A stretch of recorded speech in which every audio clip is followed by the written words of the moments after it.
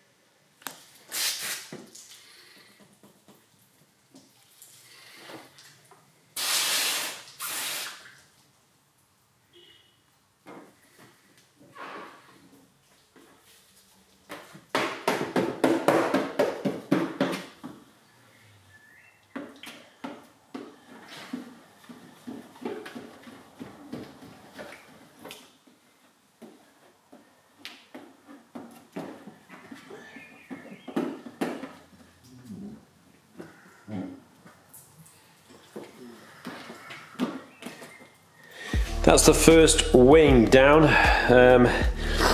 Excuse me, I'm full of hay fever at the minute, a bit bunged up. So edges at the top, back and sides, down the back of the door.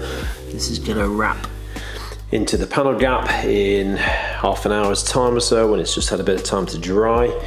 My extended material here, which I can really now concentrate on getting a tight, accurate line all the way across and underneath. A little wrap there to drop under where the side repeater sits.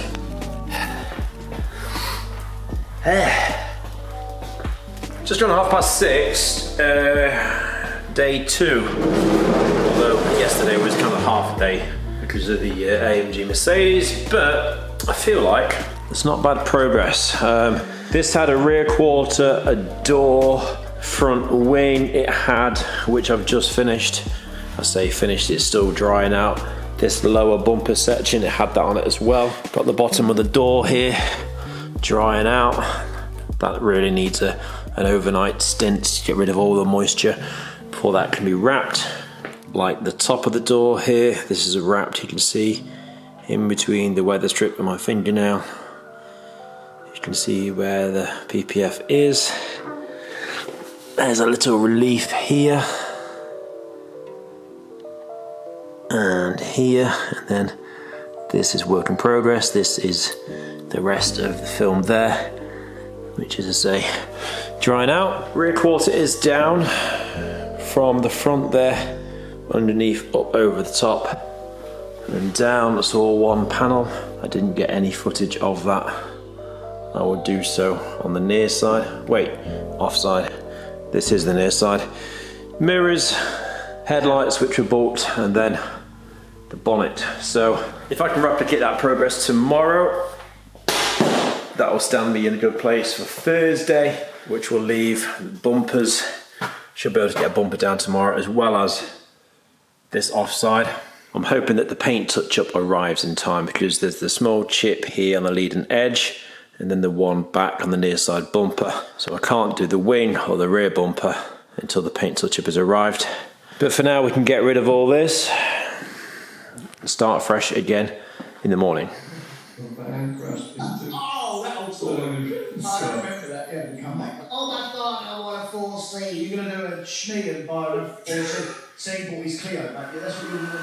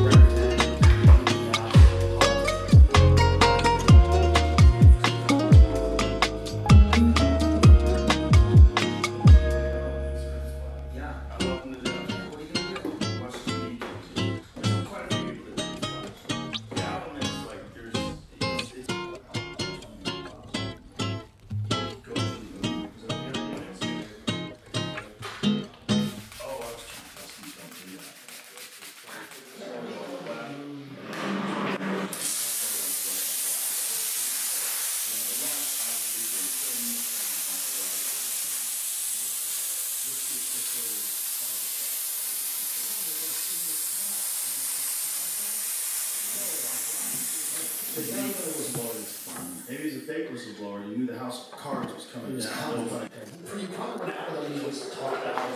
That are instigating all this chaos. What is their view?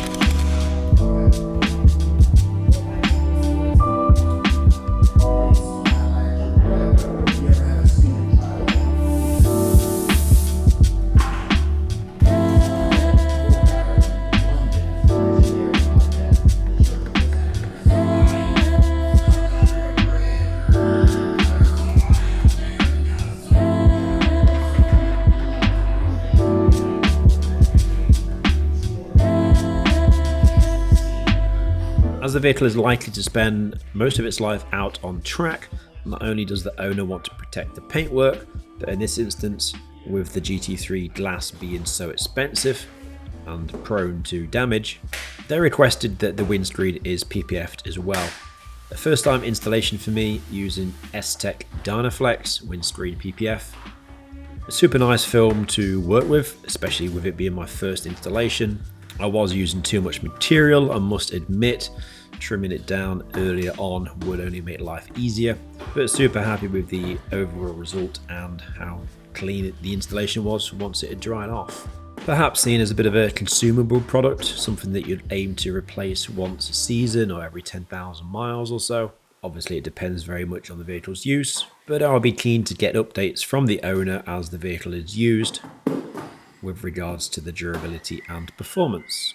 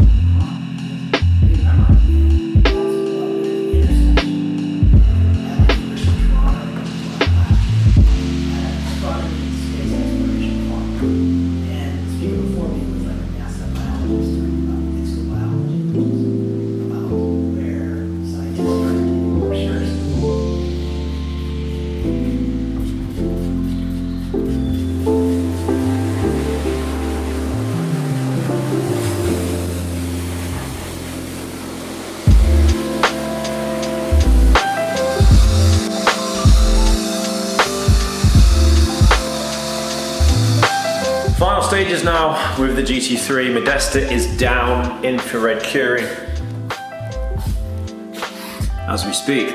In between lamping the panels to cure the coating, I'm taking this opportunity to wash the motorbikes. So motorbikes, the Honda is for sale. You may have seen that in a previous episode. If you click in the top right corner, you can see that when I introduced that to the channel. However, those also know I did have some arm pain, shoulder blade sort of goings on. It's a naked bike, there's not much in the way of wind protection. I've gone for something different. It's a Ducati, it's a Super Sport, which is a sport tourer. So it has more of an upright, comfortable posture. It's not a fully bred sort of sports bike, although it looks like one. It has a lot more in the way of protection from the wind, and the handful of times I've ridden it so far, I must say it is a lot better. It's a lot quicker, it's a lot noisier, it's a lot more grunty, but also long-term better on the body, and it looks pretty sexy too.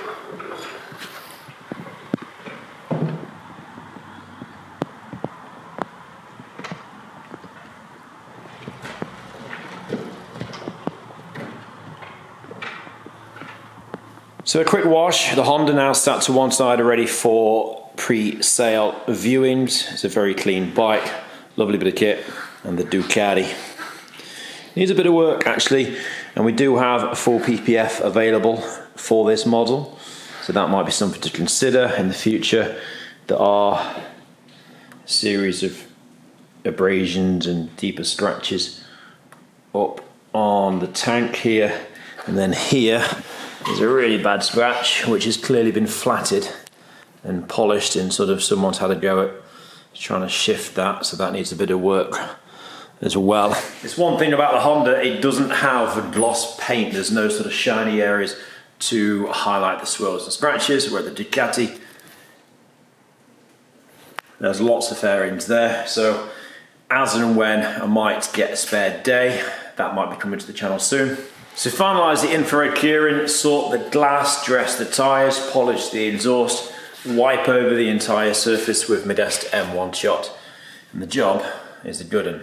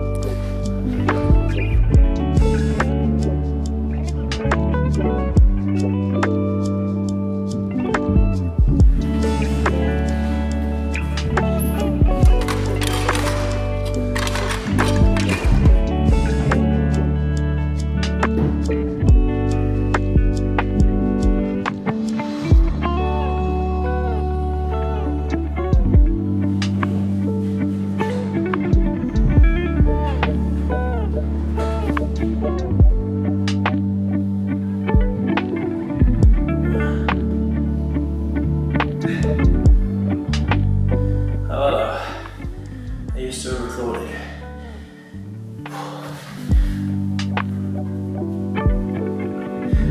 "12 minutes 44 seconds. That's how long it takes to wipe down thoroughly the full car with M1 shot.